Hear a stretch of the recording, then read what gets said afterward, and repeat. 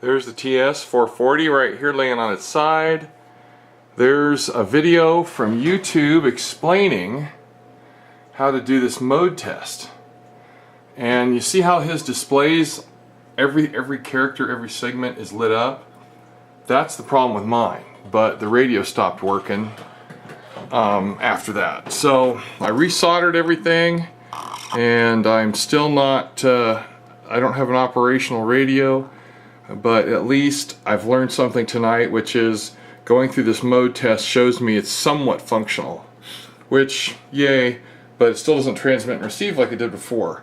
But, you know, something's wrong, the display's stuck. So let me show you how this works. You go the TF set button and AM, you push them at the same time. And, God, sorry if I'm blocking this, I'm positive I am, but it's kind of hard to not do. Push them in, hit the power.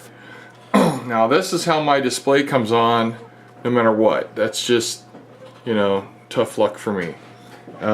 This is how it's come on ever since I reflowed all the solder on all three of the display boards, 2 control and 1 display board. So what happens here is if you rotate this, the VCO, see, you can see it change, but you'll notice all the 8s stay no matter what. But it goes through a whole bunch of phases that match the video. Hear that? Okay, that's correct. See all the mode LEDs went on? That's correct.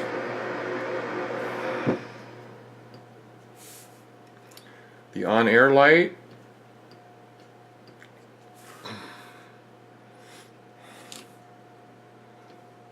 Okay, what else goes on here? Oh, okay, now you have to listen for that one. A relay in the back.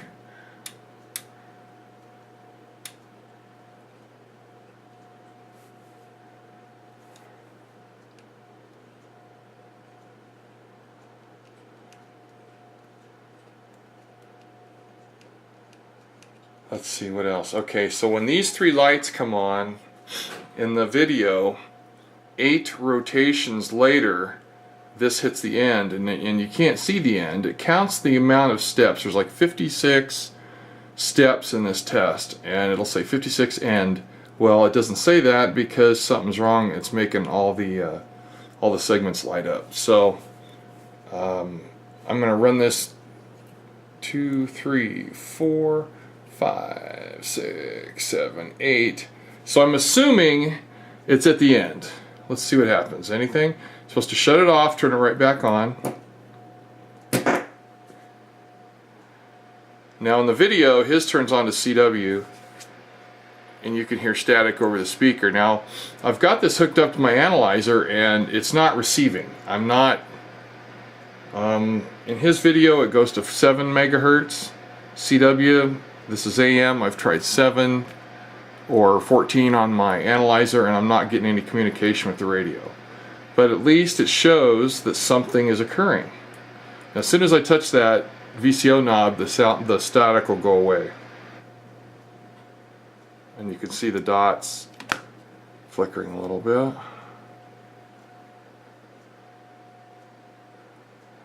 So, yeah, there's some stuff working. Before I reflowed all the solder on this thing, it transmitted and received, and every time I grabbed the frame and gently twisted it, the display would either go off, it would go to all 8s like this, or just go to dots. It'd do any one of those 3 depending on where I twisted it. Now that I've reflowed it, well, it's also not bolted down fully, but it was twisting the display board. The display board comes up like this, and there's a notch in it, so it's weak through here, and I'm sure that's why it was reacting the way it was when I twisted it. So, okay, so what do we know? We know that the ROM and the processor are doing something still. Why it's stuck like this is probably because I got 2 of the connectors. Let's see if I can show you. I got 2 of the connectors backwards, not backwards, but swapped.